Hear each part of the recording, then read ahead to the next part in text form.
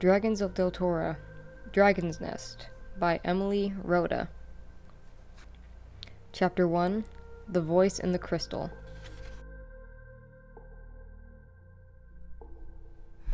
Unwillingly, Leaf joined the crowd flocking up the sweeping stairs to the Palace of Del. His legs felt heavier with every step. The sweet morning air was cool, but his hands were slippery with sweat. The other people on the stairs stood back respectfully to let him pass. Some bowed low, many smiled and waved, thrilled to see their king among them. All whispered and pointed at the glittering jeweled belt he wore, the magic belt of Deltora. Leaf forced smiles and waves in return, but his heart sank as he saw how thin the people were, how shadowed were their eyes. He looked up. The great carved doors of the palace yawned wide above him. Through the doorway he could see only darkness, and from the darkness, "I am waiting for you, little king."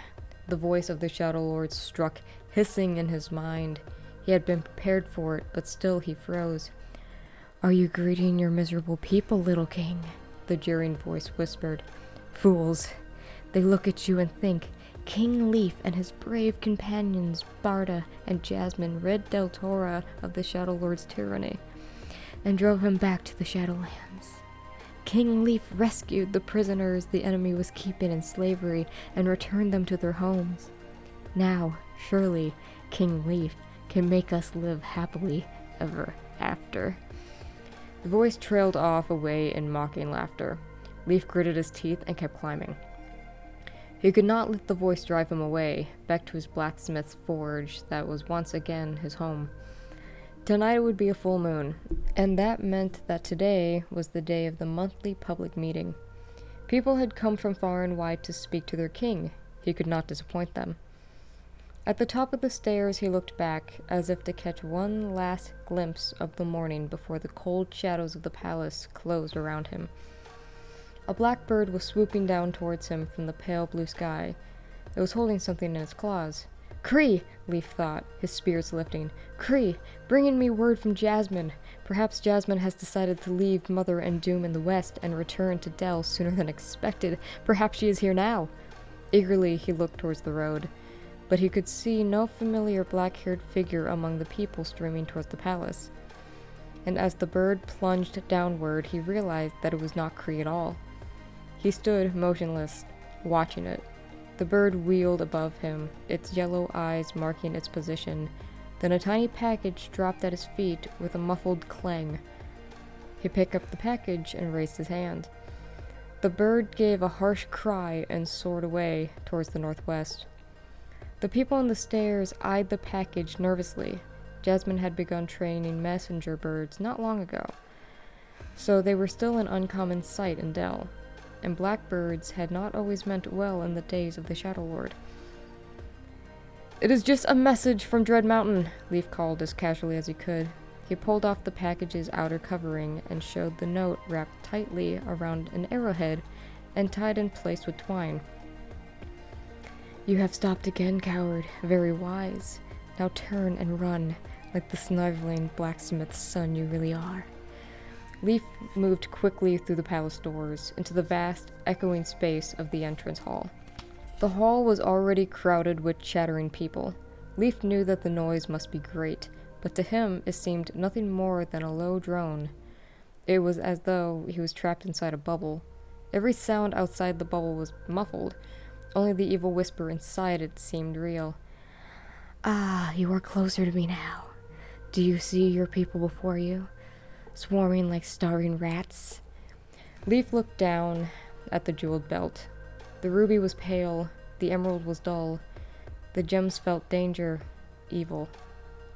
"Leaf, what news?" The voice rang out, confident and strong, shattering the bubble, setting him free. Leaf looked up and saw Barda striding towards him, dressed for the meeting in his uniform of chief of the palace guards. The pale blue uniform trimmed with gold was very different from the rough clothes Barda had worn when Leaf had first met him. But Barda's brown, bearded face was the same, though his broad grin was a little forced. He looked at Leaf closely as he clasped his hand. Wordlessly, Leaf showed him the arrowhead. Barda glanced around the crowded entrance hall, then jerked his head towards a roped-off hallway on one side. "We will get some more peace in the new library," he muttered. "Old Joseph is still at breakfast." Leaf nodded, and together they stepped over the rope barrier and hurried down the hallway. Soon they were standing in a huge, box-filled room that was Joseph the librarian's despair. Joseph had not wanted to move the library down to the ground floor. The old library on the 3rd floor of the palace had been his pride and joy. He wanted it to stay exactly as it had always been. But Leaf had insisted. The 3rd floor of the palace was not safe.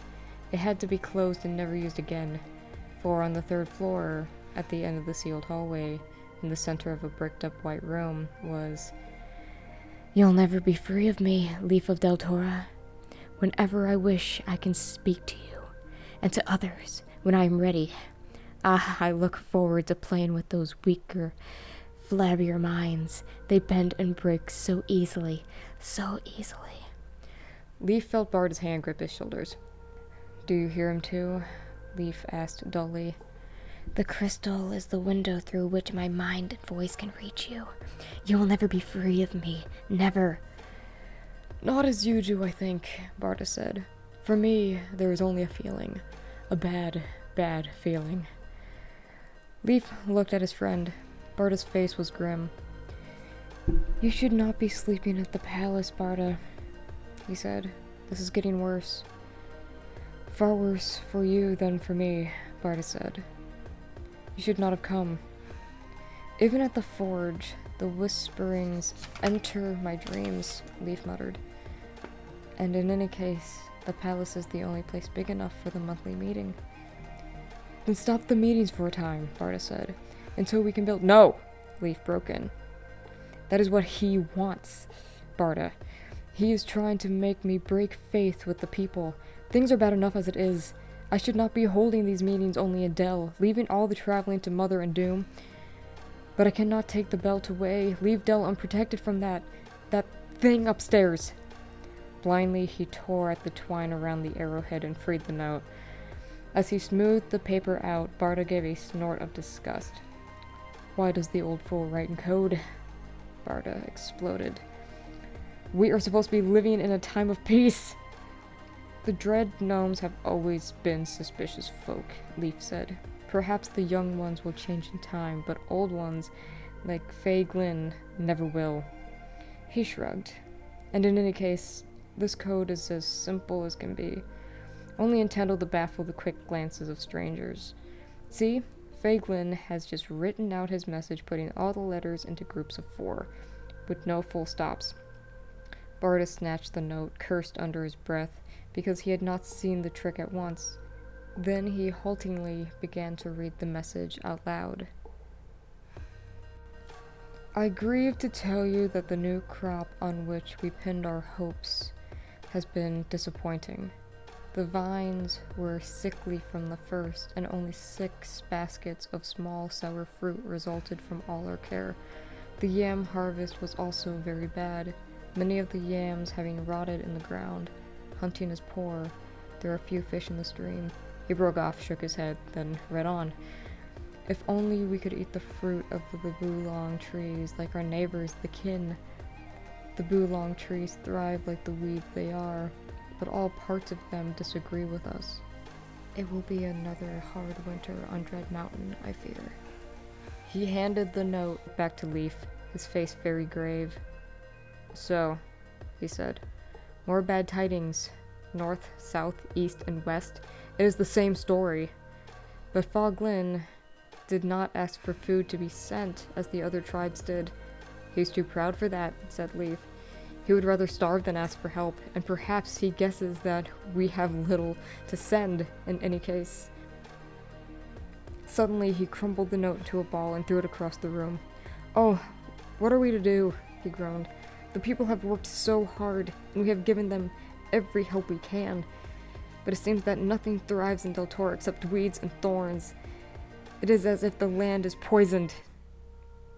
"Or cursed," said a quivering voice behind him. End of chapter 1.